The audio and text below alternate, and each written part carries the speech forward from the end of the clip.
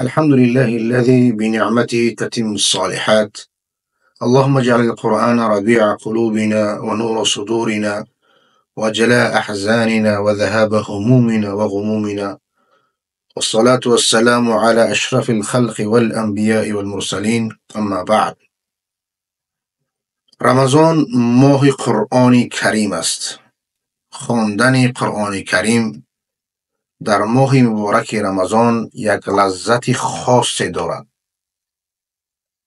مثل اینی که میان قرآن کریم و ماه شریف رمضان یک پیوند خیلی محکم وجود دارد. از همین خاطر در این ماه مبارک قرآن مبارک برای ما و شما نازل گردیده است. رسول اکرم صلی الله علیه و سلم با جبرائیل امین در این ماه مبارک قرآن کریم را با هم می‌خواندند. رسول اکرم صلی الله علیه و سلم قرآن را می‌خواند و حضرت جبرائیل امین گوش میکرد و حضرت جبرائیل علیه السلام میخواندند و حضرت رسول اکرم صلی الله علیه و سلم به او گوش میدادند. هر شب ماه شریف رمضان قرآن را مدارسه میکردند و تا آخر ماه شریف رمضان قرآن را به پایان میرساندند. و در سالی که رسول اکرم صلی الله علیه و سلم از دنیا رحلت کردند قرآن کریم را 2 بار ختم کردند. رسول اکرم صلی الله علیه و سلم می‌فرمایند در روز قیامت روزه و قرآن کریم آمده در نزد پروردگار برای بنده مسلمان شفاعتگر میشوند. روزه میگوید که ای پروردگارا، من این بنده را از خوردن و از شهوت منع کردم، من را شفاعتگر بگردان برای این بنده. و قرآن کریم میگوید که ای پروردگارا، من شبها نگذاشتم که این بنده خواب کند، یعنی به خواندن قرآن کریم مشغول بود و من نگذاشتم که اون خواب کند، پس من را شفاعتگر بگردان برای این بنده. و الله سبحانه و تعالی شفاعت روزه و قرآن کریم را قبول میگرداند.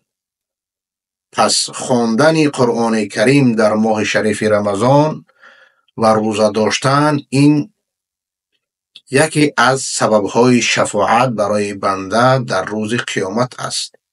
حضرت حذیفه رضی الله تعالی عنه شب می آید و رسول اکرم صلی الله علیه و سلم را می بیند که قیام اللیل می خواند، از پشت نیت می کند و می بیند که رسول اکرم صلی الله علیه و سلم در خواندن قرآن در قیام اللیل خیلی دور و دراز می خواند.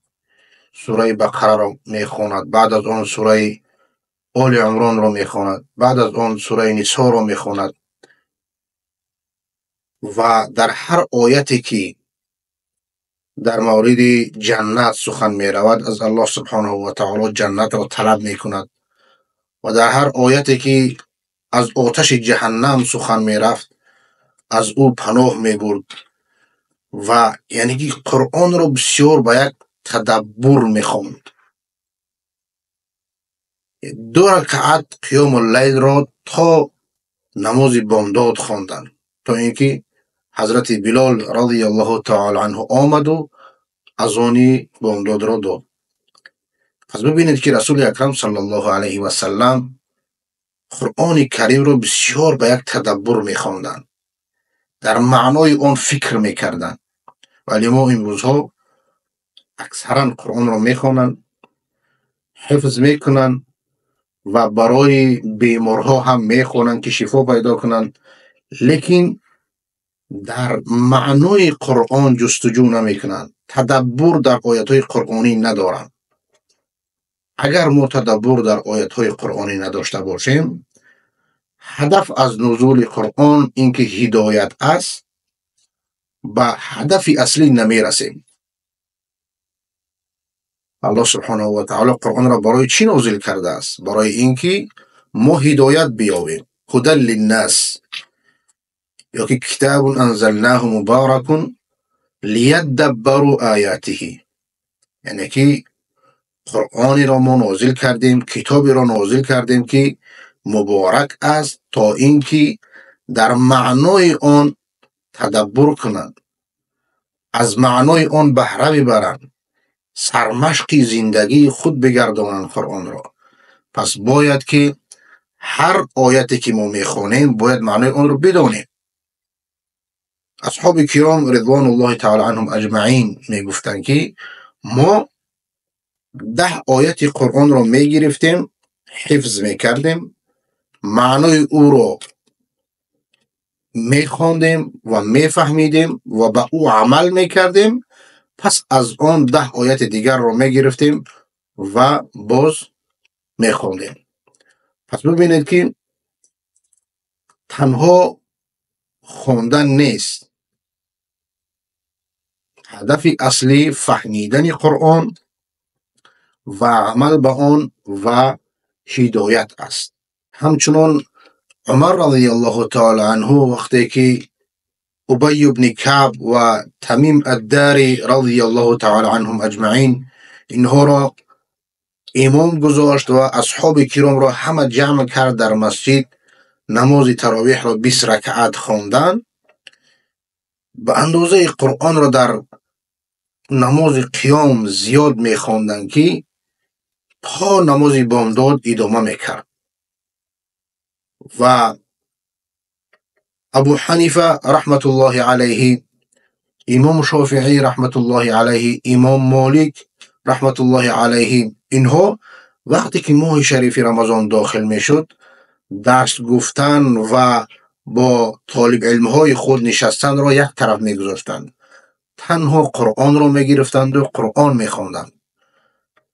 امام ابو حنیفه رحمت الله علیه در یک ماه رمضان 60 ختم میکردند، یعنی روز یک ختم داشتند و شب یک ختمی دیگر. امام شافعی رحمت الله علیه هم هر روز 2 ختم داشتند، یعنی که در یک ماه شریف رمضان 60 ختم میکردند.